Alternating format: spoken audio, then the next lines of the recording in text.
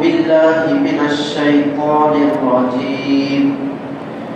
بسم الله الرحمن الرحيم. يا أيها الذين آمنوا إذا نودي للصلاة من يوم الجمعة فاسعوا إلى ذكر الله وذروا البيع ذلكم خير لكم إن كنتم تعلمون. فإذا قضيت الصلاة فانتشروا في الأرض وابتغوا من فضل الله واذكروا الله كثيرا لعلكم تفلحون. وإذا رأوا تجارة أو لهوا انفضوا إليها وتركوك قائما قل ما عند الله خير من اللهو ومن التجارة والله خير الرازقين. صدق الله العظيم. اللهم صل على سيدنا محمد في أول وأوسط وآخر كلامنا.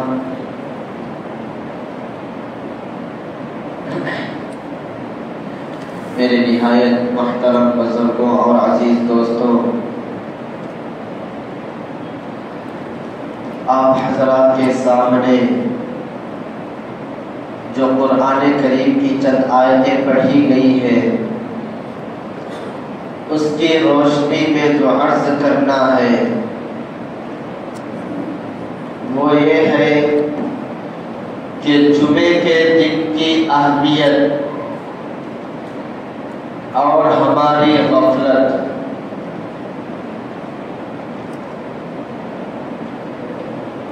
قرآن کریم میں اللہ تبارک و تعالی نے فرمایا یا ایھا الذین آمنوا اذا نودی للصلاة من یوم الجمعہ فاسعوا الی ذکر اللہ وذروا البیع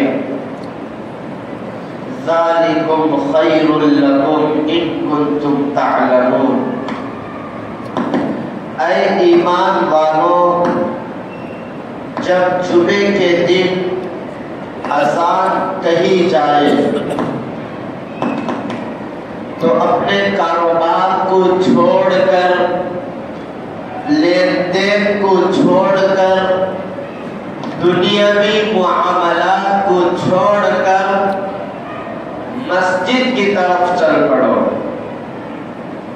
یہ تمہارے لیے بہتر ہے اگر تم حقیقت کو جاننے والے ہو جائیں۔ میرے بھائیوں، یہ جو جمعے کا دن ہے، اس جمعے کے دن کو سید الایام کہا جاتا ہے، یعنی تمام دنوں کا سردار۔ اس جمعے کے دن کی فضیلت ہی کچھ اور فضیلت ہے۔ جو جمعے کے دن کی فضیلت ہے وہ ہفتے کے دن کو نہیں ہے، اتوار کے دن کو نہیں ہے، پیر کے دن، منگل کے دن، چہارشنبے کے دن، جمعرات کے دن کو نہیں ہے۔ جو فضیلت جمعے کے دن کو شریعت نے دی ہے، آپ اس کا اندازہ اس طور پر بھی لگا سکتے ہیں کہ قرآن کریم میں اللہ تبارک و تعالیٰ نے جگہ جگہ پر ارشاد فرمایا، کئی جگہ ارشاد فرمایا، تقریباً ہر پارے میں ارشاد فرمایا اقیموا الصلاۃ وآتوا الزکاۃ، کہ نماز قائم کرو، زکات ادا کرو، والدین کے ساتھ حسن سلوک کرو، جگہ جگہ پر ارشاد فرمایا۔ لیکن یہ عام نمازوں کے لیے ارشاد فرمایا۔ جب جمعے کی باری آئی تو قرآن کریم میں مکمل ایک سورت نازل فرمایا۔ مکمل ایک سورت 28ویں پارے میں مکمل ایک سورت اللہ تبارک و تعالیٰ نے نازل فرمائی، اس کا نام ہی سورۃ الجمعہ رکھا گیا ہے۔ آخری رکوع جو ابھی آپ حضرات نے سنی ہے، اس میں مکمل جمعے کے دن کا تذکرہ اللہ تبارک و تعالیٰ نے فرمایا ہے، اور اس کا اندازہ جمعے کے دن کی اہمیت، جمعے کے دن کی نماز کا اندازہ اس طور پر بھی لگایا جا سکتا ہے کہ دیگر دنوں میں، دوسرے دنوں میں ظہر کی نماز پڑھتے ہیں ظہر کے وقت میں، لیکن جمعے کے دن جمعے کی نماز پڑھتے ہیں۔ اگر دوسری ظہر نماز چھوٹ گئی تو قضا کر لے سکتے ہیں، لیکن جمعے کی نماز چھوٹ گئی تو قضا نہیں ہوگی، اس کے بعد ظہر کی نماز پڑھنا پڑے گا۔ اور جمعہ کا معنی ہے اجتماع، جمع ہونا، اسلامی شعار کا اظہار کرنا۔ اس لیے جمعے کے دن کی بہت بڑی فضیلت احادیث میں اللہ کے نبی علیہ السلام نے فرمایا ہے۔ جمعے کے دن حضرت آدم علیہ السلام کو پیدا کیا گیا، جمعے کے دن حضرت آدم علیہ السلام کو جنت میں داخل کیا گیا، جمعے کے دن ہی حضرت آدم علیہ السلام کو دنیا میں بھیجا گیا، جمعے کے دن ہی قیامت بھی قائم ہوگی۔ جو قیامت کا قائم ہونا ہے یہ بھی جمعے کے دن ہی ہے، احادیث میں اللہ کے نبی علیہ السلام نے فرمایا۔ اور اللہ تبارک و تعالیٰ نے یہ جو زمین کو بنایا، آسمانوں کو بنایا، اس کی تخلیق 6 دن میں مکمل گیا۔ 6 دن میں مکمل زمین و آسمان اور اس کے درمیانی چیزوں کو بنا دیا، اور جس دن ختم کیا ہے اس دن جمعے کا دن تھا، اس دن جمعے کا دن تھا۔ اس لیے جمعے کے دن کی بہت بڑی اہمیت اور فضیلت اللہ تبارک و تعالیٰ نے بیان فرمائی، اللہ کے نبی علیہ السلام نے بیان فرمائی ہے۔ اور اس میں مستقل جمعے کی نماز کا تذکرہ ہے، وہاں پر عربی خطبہ ہوتا ہے، اردو خطبہ ہوتا ہے، اس کے بعد نماز قائم کی جاتی ہے۔ اس کے لیے مکمل الگ الگ فضیلتیں وارد ہوئی ہیں، مستقل جمعے کے احکام اور فضائل شریعت نے الگ بیان کیے ہیں کہ جو بندہ جمعے کے دن غسل کر کے، خوشبو لگا کر، عمدہ کپڑے پہن کر مسجد کو آ جاتا ہے اور خطبہ اطمینان کے ساتھ سنتا ہے، نماز خشوع و خضوع کے ساتھ ادا کرتا ہے، تو وہ بندہ اس جمعے سے لے کر آئندہ جمعے تک جو درمیان میں صغیرہ گناہ، جو چھوٹے چھوٹے گناہ ہیں، اس کے گناہ بغیر توبہ کے اللہ تعالیٰ جمعے کی برکت سے معاف فرما دیتے ہیں۔ لیکن آج کل ہمارا معاشرہ دیکھ لیجیے، ہم تمام کاموں کو اپنے اپنے وقتوں میں کر رہے ہیں، لیکن نماز کے ساتھ اتنی بے انصافی ہو رہی ہے، نماز کے ساتھ اتنی سستی ہو رہی ہے، نماز کے ساتھ اتنی لاپرواہی برتی جا رہی ہے جس کا کوئی حد نہیں، جس کو بیان نہیں کیا جا سکتا۔ تمام کام اپنے وقت پر ہو رہے ہیں، کھانا اپنے وقت پر، پینا اپنے وقت پر، دعوتوں میں شریک ہونا اپنے وقت پر، کاروبار کرنا اپنے وقت پر دکان کھول رہے ہیں، وقت پر دکان بند کر رہے ہیں، وقت پر گھر جا رہے ہیں، تمام کام اپنے وقت پر ہو رہے ہیں، لیکن صرف نماز ہی ہمارے سے چھوٹ رہی ہے، نماز کے ساتھ ہم لاپرواہی اور سستی بڑھتی جا رہی ہے۔ قرآن میں اللہ تعالیٰ فرمایا فَوَيْلٌ لِّلْمُصَلِّينَ الَّذِينَ هُمْ عَنْ صَلَاتِهِمْ سَاهُونَ الَّذِينَ هُمْ يُرَاءُونَ وَيَمْنَعُونَ الْمَاعُونَ۔ فویل بڑی ہلاکت اور بربادی ہے نماز پڑھنے والوں کے لیے بڑی ہلاکت ہے۔ الذین هم عن صلاتهم ساہون، جو نماز میں سستی کرتے ہیں، جو نماز میں لاپرواہی اور غفلت برت رہے ہیں۔ فویل، یہ ٹھکانہ ہے جہنم میں، جو نمازوں میں سستی کرتے ہیں، نمازوں میں غفلت برتتے ہیں، جو نمازوں کو بے توجہی سے پڑھتی جا رہی ہیں، ان تمام کا ٹھکانہ فویل، ویل ٹھکانے میں ہوگا، یعنی وہاں پر تمام لوگوں کے خون اور پیٹ کو جمع کیا جائے گا۔ فویل للمصلین، قرآن میں اللہ تعالیٰ نے فرمایا ان المنافقین یخادعون اللہ وهو خادعهم وَإِذَا قَامُوا إِلَى الصَّلَاةِ قَامُوا كُسَالَىٰ يُرَاءُونَ النَّاسَ، کہ منافق حضرات جو ہے یہ اللہ تعالیٰ کو دھوکہ دے رہے ہیں۔ یہ دھوکہ کس طور پر دے رہے ہیں؟ جب نماز میں کھڑتے ہیں تو یہ سمجھتے ہیں کہ دوسرے حضرات مجھے دیکھ رہے ہیں کہ میں نمازی ہوں، میں نماز پڑھ رہا ہوں، اور وہ نماز میں سستی اور کاہلی برتتے ہیں۔ ان المنافقین یخادعون اللہ وهو خادعهم واذا قاموا الى الصلاة قاموا كسالى يراءون الناس۔ تو میرے بھائیوں، آج ہم سب کو ضرورت ہے کہ نمازوں میں سستی نہ برتی جائے، اور جمعے کے دن کی جو فضیلت ہے، جو اہمیت شریعت نے دی ہے، اس کو ہم ادا کرنا چاہیے۔ احادیث میں، صحیح احادیث میں اللہ کے نبی علیہ السلام نے فرمایا جو بندہ وضو کر کے اور اچھے کپڑے پہن کر گھر سے نکل کر جمعے مسجد کو آ جاتا ہے تو پہلے آنے والے کے لیے فرشتے ہر دروازے پر کھڑے ہو جاتے ہیں۔ صرف جمعے کے دن فرشتے ہر دروازے پر صحیفے لے کر کھڑے ہو جاتے ہیں، رجسٹر لے کر کھڑے ہو جاتے ہیں، پہلے آنے والے کا نام لکھ دیا جاتا ہے، اور اس کے نام اعمال میں ایک اونٹ اللہ کے راستے میں صدقہ کرنے کا ثواب لکھا جاتا ہے۔ دوسرے نمبر پر آنے والے کے لیے یہ گائے کا ثواب لکھا جاتا ہے۔ تیسرے نمبر پر آنے والے کے لیے یہ دمبا، بکری، چھوٹے جانور اللہ کے راستے میں جو صدقہ کرنے پر ثواب ملتا ہے، وہ ثواب اس کے نام اعمال میں لکھا جاتا ہے۔ اس کے بعد آنے والے پر مرغی کا ثواب، مرغی اللہ کے راستے میں صدقہ کرنے پر جو ثواب ملتا ہے وہ ثواب اس کے نام اعمال میں۔ اس کے بعد جو نمبر آتا ہے وہ انڈے کا ہے، انڈا اللہ کے راستے میں اگر صدقہ کیا تو جو ثواب ملے گا وہ ثواب اس کے نام اعمال میں لکھا جاتا ہے۔ اس کے بعد اپنے رجسٹروں کو بند کر دیے جاتے ہیں، آ کر بیان سننے کے لیے، خطبہ سننے کے لیے فرشتے بیٹھ جاتے ہیں۔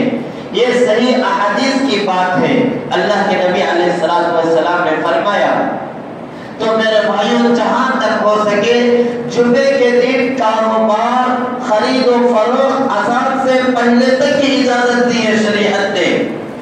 یا ایھا الذین آمنوا اذا نودی للصلاۃ، جب نماز کے لیے اذان کہی جائے، بیوم الجمعہ، جمعہ کے لیے، فاسعوا الی ذکر اللہ، تو اللہ کے ذکر کی طرف دوڑو۔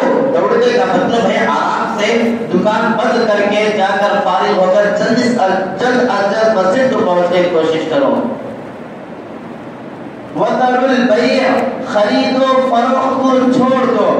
آپ نے جو صبح سے تجارت کی ہے، کاروبار کیا ہے، یہ بالکل جائز ہے، لیکن اذان ہونے کے بعد جو کاروبار کریں گے، لینے والا بھی گنہگار ہوگا، دینے والا بھی گنہگار ہوگا۔ اگر کوئی بندہ خریدا ہے تو اس بندہ وہ بھی ناجائز کام ہے، اور کوئی بندہ اپنے دکان سے کوئی سامان دوسرے کو دیا ہے تو یہ بھی ناجائز ہے۔ اذان کے بعد اپنے دکانوں کو، اپنے مکانوں کو، خرید و فروخت کے کاروبار کو کھول کر رکھنا، چلانا ہی گناہ ہے، بالکل حرام ہے۔ فقہاء کرام نے ناجائز لکھا ہے، فقہاء کرام نے ناجائز لکھا ہے۔ اگر کوئی دکان کا اونر ہے، اگر کوئی دکان کا مالک ہے تو اس کے لیے ضروری ہے کہ جمعے کی اذان سے پہلے وہ اپنے دکان کو بند کر دے، اس لیے کہ اگر وہ بندہ بند نہیں کیا تو اس کے دکان کو 10-12 گاہک جائیں گے، جب تک وہ کھلا رکھے گا تو جتنے بھی لوگ جائیں گے وہ کیوں جائیں گے؟ اس لیے اس کا دکان کھلا ہوا ہے. اور اگر اس نے دکان کو بند کر دیا تو وہ جانے والے نہیں جائیں گے، وہ دل میں سمجھ لیں گے کہ جمعے کی نماز پڑھ کر ہم اس کو لے لیں گے. تو میرے بھائیوں، جو دکان کے اونر ہیں، جو دکان کے مالک ہیں، جو دکان کے سربراہ ہیں، ان کو چاہیے کہ اپنے ماتحتوں میں کام کرنے والوں کے بھی اور اپنے خود اپنا دکان جمعے کے اساس سے پہلے بند کر دیا کرو. اگر تم بند نہیں کرو گے تو جو کمانے کا جو پیسہ ہے وہ سب کا سب حرام ہو جائے گا، حرام ہو جائے گا. اذان کے بعد جو کاروبار کرو گے یہ صرف جمعے کے دن ہے، اور دیگر نمازوں میں، دیگر دنوں میں نماز یہاں پر چل رہی ہے اور ہم وہاں پر دکان میں بیٹھ کر خرید و فروخت کر رہے ہیں، لے رہے ہیں، دے رہے ہیں، یہ بھی ناجائز ہے، یہ بھی حرام ہے. یہ سب کیوں ہو رہا ہے؟ یہ سب اس لیے ہو رہا ہے کہ ہمارا ایمان اور ہمارا یقین مکمل نہیں بنا ہے. اللہ کے اوپر جو بھروسہ کرنا ہے، اللہ تعالیٰ ہم کو پیدا کیا ہے اور اللہ تعالیٰ اس کے اوپر ہمارا ایمان ہے کہ کون بھائی پیدا کرے؟ تو اللہ تعالیٰ ہم کو پیدا کرا. کون بھائی رزق دینے والا؟ یہ دکان ہم کو رزق دینے والا ہے. کون بھائی گھر چلاتا ہے؟ تو یہ دکان جو ہم نماز چھوڑ کر ہم جو دکان کے پیچھے لگے ہوئے ہیں، یہ دکان ہمارا گھر چلا رہا ہے. ہم زبان سے تو بولیں گے کہ اللہ تعالیٰ رزق دے رہا ہے، لیکن یہ جو ہمارا عمل ہے، جو ہمارا فعل ہے، جو ہم کام کر رہے ہیں، اس سے یہ پتا چل رہا ہے کہ تمہارا جو رزق دے رہا ہے اللہ تعالیٰ رزق نہیں دے رہا ہے، بلکہ تمہارا دکان، تمہارا مکان، جو تمہارا خرید و فروخت، تمہارا بزنس کو رزق دے رہا ہے. یہ عمل سے معلوم ہو رہا ہے. صرف زبانی دعویٰ کرنے سے کچھ نہیں ہوگا.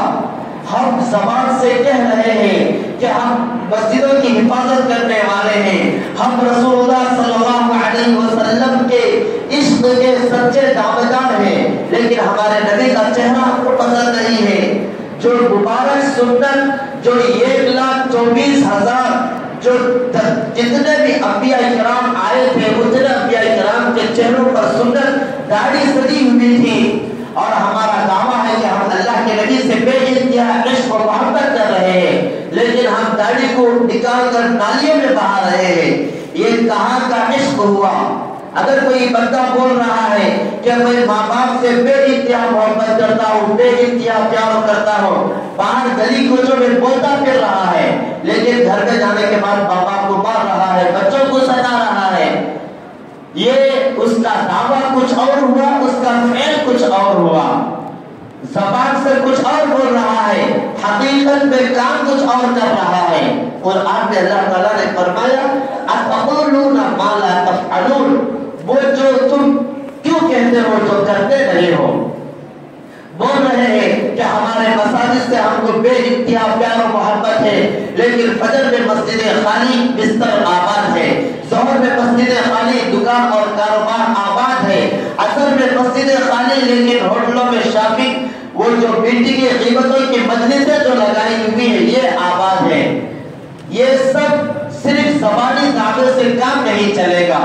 زبانی مسلمان نہیں، یہ اعتقاد ہمارا صحیح ہونا چاہیے. جس طرح اللہ تبارک و تعالیٰ کے خالق ہونے پر ہمارا ایمان ہے، اسی طرح اللہ تعالیٰ کے رازق ہونے پر بھی ہمارا ایمان ہونا چاہیے. ہمارے دکان میں جو ایک دن میں جو 100 گاہک آتے ہیں، جو 100 کسٹمر آتے ہیں، ان کے دل میں اللہ تعالیٰ بات ڈالتا ہے کہ فلاں صاحب کے دکان کو جا کر اپنا موبائل صحیح کراؤ، فلاں صاحب کے دکان کو جا کر اپنے گاڑی صحیح کراؤ، فلاں دکان کے جا کر فلاں چیز خریدو. یہ اللہ تعالیٰ گاہکوں کے دل میں بات ڈالتا ہے، تب جا کر وہ آپ کے دکان کو آتے ہیں. میرے بھائیوں، اس لیے اللہ تعالیٰ پر مکمل بھروسہ رکھیں، مکمل یقین کریں کہ رزق دینے والا اللہ تعالیٰ ہے. ہم روزی کی فکر اور روزی کا ذمہ ہمارے اوپر نہیں ہے. دوسرے جانور آپ کو اللہ تعالیٰ نے عقل سلیم عطا فرمایا ہے. آپ غور کیجئے، 18,000 مخلوقات میں سے رزق کے لیے، پیسے کے لیے سب سے زیادہ پریشان ہونے والا یہ انسان ہے۔ یہ آدم علیہ السلام کے نسل سے جو پیدا ہو رہا ہے، 18,000 مخلوقات میں سے سب سے زیادہ پریشان ہونے والا یہی انسان ہے، اور جمع کر کے رکھنے والا بھی یہی ایک انسان ہے۔ دوسرے جانوروں کو دیکھیے، دوسرے کوئی سا بھی جانور آپ نام لے لیجیے، بکری ہو، بیل ہو، صبح خالی پیٹ اپنے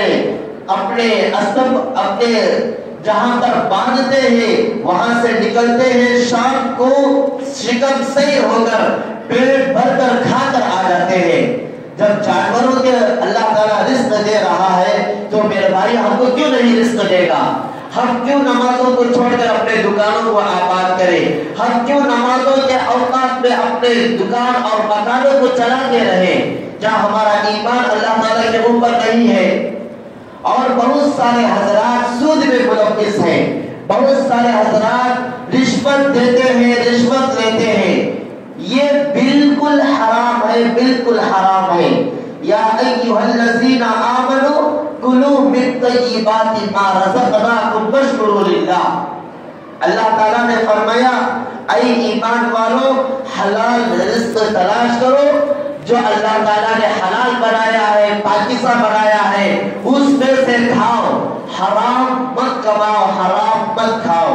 یہاں پر ایک سوال پیدا ہوتا ہے، رزق اللہ تعالیٰ دے رہا ہے، اب رزق جو لے رہے ہیں، بعض حضرات حرام لے رہے ہیں، بعض حضرات حلال لے رہے ہیں، لیکن دینے والا کون ہے؟ اللہ تعالیٰ دے رہا ہے۔ اب اللہ تعالیٰ حرام مال کیوں دے رہا ہے مسلمانوں کو؟ بیاج کیوں دے رہا ہے؟ یہ سب جو کچھ ہو رہا ہے یہ تقدیر میں لکھا ہوا ہے۔ تو میرے بھائیو یہ غلط بات ہے۔ اگر بندہ یہ نیت کر لے گا کہ میری جان نکل سکتی ہے، میں سود کا ایک لقمہ اپنے حلق کے نیچے نہیں اتاروں گا، میری جان نکل سکتی ہے لیکن بیاج اور رشوت کا ایک پیسہ میں اپنے گھر والوں کو نہیں کھلاؤں گا، اگر کوئی بندہ دل میں یہ یقین کر کے کاروبار کرتا ہے، بزنس کرتا ہے، تو قربان جائیے اس کے کاروبار میں، اس کی آمدنی میں ایک پیسہ بھی حرام کا نہیں آئے گا، ایک پیسہ بھی حرام کا نہیں آئے گا۔ اور بعض حضرات ہے کہ حلال آ گیا تو بھی ٹھیک، حرام آ گیا تو بھی ٹھیک، آرام سے پیسہ دوسروں کو بیاج پر دے کر، سود کو دے کر ہم پیسہ بڑھاتے ہیں۔ یہ مجبوری کا غلط پیدا ہے، یہ سود میں داخل ہے۔ اس کی اللہ تعالیٰ نے اس کی حرمت کا اتنا بڑا تذکرہ ذکر کیا ہے جس کو بیان نہیں کیا جا سکتا۔ اس لیے حلال رزق کمانے کی کوشش کرو، اور وہ بھی نمازوں کے اوقات کو چھوڑ کر، نمازوں کے اوقات میں نمازوں کو ادا کرو۔ یہی مال جو نمازوں سے تم کو روک رہا ہے، اور وہ بیوی اور بچے جو نماز پڑھنے سے تم کو رکا رہے ہیں، اس مال اور بیوی بچوں کے بارے میں قرآن میں اللہ تعالیٰ نے فرمایا انما اموالکم واولادکم فتنہ۔ یہ مال اور اولاد اور پیسہ، کاروبار، دکان، مکان، یہ سارے کے سارے فتنے میں ہیں، یہ سارے کا سارا خسارہ ہے۔ اس سے سوائے خسارے کے جہنم میں جلنے کے اور کچھ بھی ہاتھ نہیں آئے گا۔ تو میرے بھائیو، جہاں تک ہو سکے شریعت نے جمعے کے دن کی بہت بڑی فضیلت کو بیان کیا ہے، لیکن ہماری غفلت حد سے زیادہ ہو رہی ہے۔ آخری وقت میں آ جاتے ہیں، آنے کے بعد وہاں پر کھڑے ہو جاتے ہیں، خطبہ نہیں سنتے ہیں۔ خطبہ سننا واجب ہے۔ اگر امام خطبے کے لیے سیڑھی پر بیٹھ گیا تو سنت مؤکدہ پڑھنا بھی جائز نہیں ہے۔ اگر کوئی بندہ بازوق میں کھیل رہا ہے، موبائل چلا رہا ہے، اس کو منع کرنا بھی جائز نہیں ہے۔ بالکل زبان سے ذکر کرنا بھی، یہاں تک فقہاء کرام نے لکھا ہے زبان سے ذکر کرنا، زبان سے دعا کرنا بھی جائز نہیں ہے۔ ہم ہاتھ اٹھا کر دعا کرتے ہیں خطبے کے، یہ خطبے کے بعد جو دوسرا خطبہ شروع ہوتا ہے اس کے درمیان میں جو وقفہ ملتا ہے اس میں ہم ہاتھ اٹھا کر دعا کرتے ہیں، یہ بالکل ناجائز ہے۔ فقہاء کرام نے لکھا ہے ہاتھ اٹھائے بغیر صرف زبان سے دعا کرنا بھی جائز نہیں ہے۔ آپ دل میں اپنے خیالات کر لیجئے کہ اللہ تعالیٰ مجھے حج کی توفیق عطا فرمائے، خالی دل میں تصور کر لیجئے تو یہ جائز ہے۔ زبان سے ذکر کرنا بھی جائز نہیں ہے۔ جس طرح نماز میں بات کرنا منع ہے، اسی طرح خطبے میں بات کرنا بھی منع ہے۔ جس طرح نماز میں دعا کرنا منع ہے، اسی طرح خطبے میں دعا کرنا بھی منع ہے۔ آپ دو زانو ہو کر درمیان میں اور سامنے جگہ چھوڑے بغیر تاکہ بعد میں آنے والے وہاں پر کھڑے نہ ہو۔ یہ خطبہ سننا واجب ہے اور احترام کے ساتھ، عقیدت کے ساتھ، باادب ہو کر تشہد کی حالت میں بیٹھ کر سننا ضروری ہے۔ اللہ تعالیٰ سے دعا کریں کہ اللہ تعالیٰ ہم سب کو عمل کرنے کی توفیق عطا فرمائے اور جمعہ کے دن کی فضیلت کو، جمعے کے دن کی اہمیت کو اللہ تعالیٰ ہم سب کے دلوں میں پیدا فرمائے۔ اللہ تعالیٰ عمل کی توفیق عطا فرمائے۔ آمین وآخر دعوانا الحمدللہ رب العالمین۔ جو حضرات سنت نہیں پڑھے وہ سنتیں پڑھ لیں۔